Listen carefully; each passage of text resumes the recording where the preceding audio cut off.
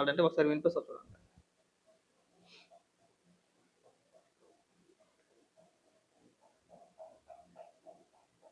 ఏయ్ రారా మళ్ళీ వెళ్ళిపోయావా? పక్కనోడికి ఈ డైలాగ్ ఏం తక్కువ లేదు. దా ఈ దుంపల్లాగా భోగాపురం ఇంటర్నేషనల్ ఎయిర్పోర్ట్ 97లోనే కట్టాలని చంద్రబాబు నాయుడు గారు ఆలోచన చేశారంట. 97లో ఆలోచన చేసి ఇప్పుడు దాకా కట్టలా. మరి ఎందుకు కట్టలేదు రాయాలి కదా మిస్టర్ ఆంధ్రజ్యోతి రాధాకృష్ణ. అది మీరు రాయరు.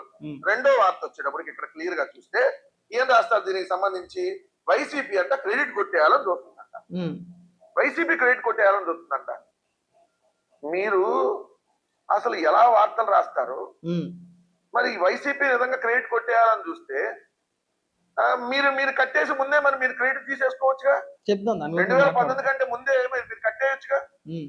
భోగాపురం ఇంటర్నేషనల్ ఎయిర్పోర్ట్ అంతకంటే ముందు 2019 ముందు ఎందుకు కట్టలేదంటే ఈ కేంద్రం నుంచి అనుమతులు తీసుకురావడం, ఈ సైట్ క్లియరెన్స్, ఈ భూములు ఇచ్చిన రైతులు ఎవరైతే ఉన్నారో వాళ్ళకి డబ్బులు ఇవ్వడం కావచ్చు, ఈ ప్రాసెస్ అంతా కొద్దిగా లేట్ అయ్యింది. దానికి దరిద్రానికి మాకు ఒక దరిద్రుడు ఉన్నాడు పోరంబొగ్గాడు. ఆడి ప్రభుత్వం ఏదైనా ఒక ప్రాజెక్ట్ చేపట్టిందంటే ఎక్కడైనా ఏదైనా కట్టాలని చెప్పేసి నిర్ణయించుకుంది అనుకోండి, ఇమీడియట్గా పోరంబొగ్గాడు కేసులు వేస్తాడు కోర్టులో. అది తేలనివ్వడు. అలాగా తక్కువ లెక్కతో ఒక 150 కేసులు వేసాడు దానిపైన. ఆ పోరంబొగ్గాడు ఎవడో నేను తర్వాత మాట్లాడతాను, వివరంగా చెప్తా, ఆధారాలతో సహా చెప్తాను. రోయ్ వెంకటరెడ్డి మాట్లాడు. సంబంధించి అంటే భోగాపురం అంతర్జాతీయ విమానాశ్రయానికి సంబంధించి ఎలక్షన్స్ కి 2 నెలల ముందు చంద్రబాబు నాయుడు గారు ఉత్తుత్తి శంకుస్థాపన చేస్తా ఉంటాడు. సరే, ఈయనకి శంకుస్థాపన చేయటమే, ఏ ప్రాజెక్ట్ ని పూర్తి చేసిన దాఖలాలు ఉండవు. సరే, శంకుస్థాపనలు చేసి అలా వదిలేస్తా ఉంటాడు. ఎవరైనా అన్ని అనుమతులు తీసుకొని వచ్చి శంకుస్థాపన చేస్తారా? గుర్తుపెట్టుకో, అన్ని అనుమతులు అన్నావు, తారీఖులతో సహా చెప్పాలి. జగన్మోహన్ రెడ్డి భోగాపురం ఎయిర్పోర్ట్ కి సంబంధించి ఎప్పుడు, ఏ రోజున, ఏ తారీఖున ఏ అనుమతులు తీసుకొచ్చాడు, అన్ని వివరాలు చెప్పాలి. నేను చెప్తా, సరేనా? 14 నుంచి 19 మధ్యలో చంద్రబాబు నాయుడు గారు భోగాపురం ఎయిర్పోర్ట్ కి సంబంధించి తీసుకొచ్చిన అనుమతులు వివరాలతో సహా చెప్తా, జీవో నెంబర్లతో సహా చెప్తా. అలాగే మీరు కూడా చెప్పాలి. చెప్తే అప్పుడు నమ్ముతాం మేము, సరేనా? మాట్లాడు. అనుమతులు తీసుకురాకుండా కోర్టు కేసులు పెండింగ్ ఉండగా శంకుస్థాపన చేస్తారా? ఏమయ్యా ఆంధ్రజ్యోతి రాధాకృష్ణ, నువ్వు కడుపు కన్నమే తింటున్నావు కదా, సమాధానం చెప్పాలి కదా. 2200 ఎకరాలలో ఏదైతే అంతర్జాతీయ ఎయిర్పోర్ట్ భోగాపురంలో కట్టాలని, అదే విధంగా ఒక 500 ఎకరాల్లో ఏరో సిటీ కట్టాలని చెప్పి జగన్మోహన్ రెడ్డి గారి ప్రభుత్వం నిర్ణయం తీసుకొని కోర్టులో 130 కేసులు పెండింగ్ లో ఉంటే వాటన్ని కేసులు వేసినోడు ఎవడని అడుగుతున్నా. అసలు 130 కేసులు వేసినోడు ఎవడో మీరు కాదా? కేసులు ఎవరు వేశారండి? అక్కడ ఉన్న ఆ రైతులను రెచ్చగొట్టి, ఆ అమాయక రైతులు ఎవరైతే ఉన్నారో వాళ్ళని రెచ్చగొట్టి తద్వారాగా వాళ్ళ ద్వారాగా భోగాపురం ఎయిర్పోర్ట్ పైన కోర్టులో కేసులు వేసినోడు ఎవడో? జగన్మోహన్ రెడ్డి కాదా? నేను చూపించిన వీడియోలు కొన్ని 100 వీడియోలు ఉన్నాయి. జగన్మోహన్ రెడ్డి కావచ్చు, లేదంటే మీ నాయకులు మాట్లాడిన వీడియోలు కొన్ని 100 ఉన్నాయి. తక్కువ లెక్కతో ఒక 20 సభలు పెట్టి ఉంటాడు, 20 మీటింగ్లు పెట్టి ఉంటాడు. ఈ భోగాపురం ఎయిర్పోర్ట్కి సంబంధించి 2015 నుంచి 2019 వరకు ఈ మధ్య కాలంలో జగన్మోహన్ రెడ్డి ఒక 20-30 సభలు పెట్టి ఉంటాడు. ప్రతి సభలోనూ కూడా నేను భోగాపురం ఎయిర్పోర్ట్ని ఆపేస్తాను ఆపేస్తాను ఆపేస్తాను ఆపేస్తాను, కోర్టులో కేసులు వేద్దాం అన్నవాడే. మరి కోర్టులో కేసులు ఉన్నప్పుడు ఎలా పనులు ముందుకు సాగుతాయి?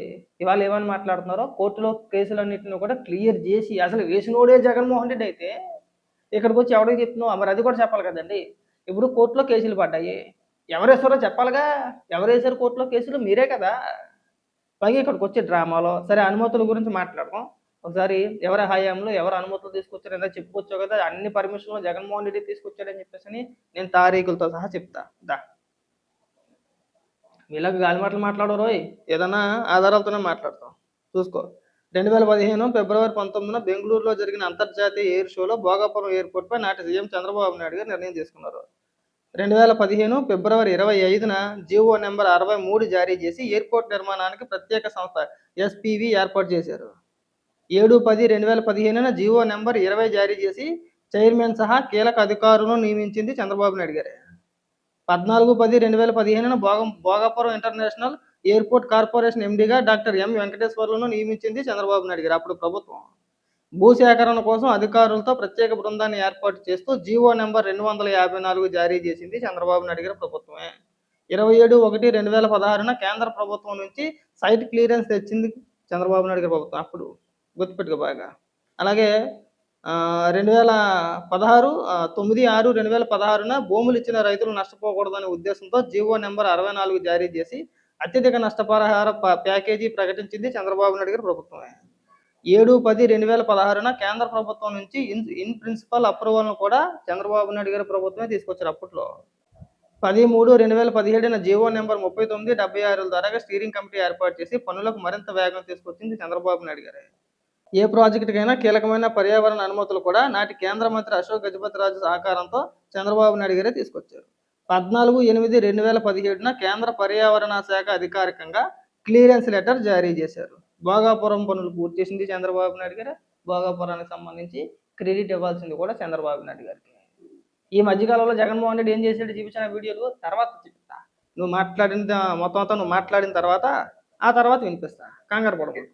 అక్కడ 4 గ్రామాల్లో 404 కుటుంబాలు నిర్వాసితులు అవుతా ఉంటే వాళ్ళందరినీ వేరే ప్రాంతాలకు తరలించి 960 కోట్లతో జగన్ గారి ప్రభుత్వం భూసేకరణ అక్కడ చేసి కేంద్ర ప్రభుత్వం నుంచి ఎన్ఓసి తీసుకొని వచ్చి. ఎప్పుడు ఎన్ఓసి తీసుకొచ్చారు? కేంద్ర ప్రభుత్వం నుంచి మీరు ఎన్ఓసి ఎప్పుడు తీసుకొచ్చారు? డేట్ ఉండదా అండి? తారీఖులే ఉండదా? పలానా రోజు అండి పలానా రోజు అని ఉండవా? నేను ఇప్పుడు చదివినిపించాను కదా నీకు, అయ్యే ఉండవేమో. ఇంకా మాట్లాడు, చూడండి లాస్ట్లో వినిపిస్తా.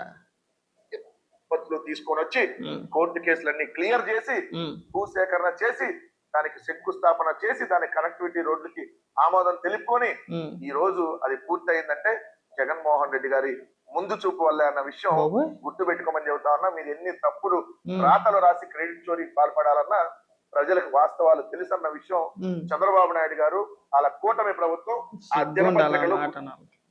ఇలాంటి మాటలు మాట్లాడడానికి మనకి కొంచెం అయినా సిగ్గు శర ఉండాలి. ఇదే జగన్మోహన్ రెడ్డి, నేను ప్రతి వీడియోలోని కూడా వినిపించి చూపిస్తా. ఇదే జగన్మోహన్ రెడ్డి భోగాపురం ఎయిర్పోర్ట్కి సంబంధించి అనేక సభల్లో అనేక సార్లు ఖచ్చితంగా భోగాపురం ఎయిర్పోర్ట్ మేము అడ్డుకుంటామనే మాట్లాడాడు. ఎక్కడ పోతాయి వీడియోలని? అట్ట కొడితే ఎట్ట వస్తుంటే మీరు ఇంకా పిచ్చోళ్ళ మాట్లాడితే ఎట్టకండి. జగన్మోహన్ రెడ్డి గారు ఆ రోజు ఏమైనా మాట్లాడారో ఈజీగా దొరికేస్తాయి వీడియోలు. ఇక విను, ఇదిగో.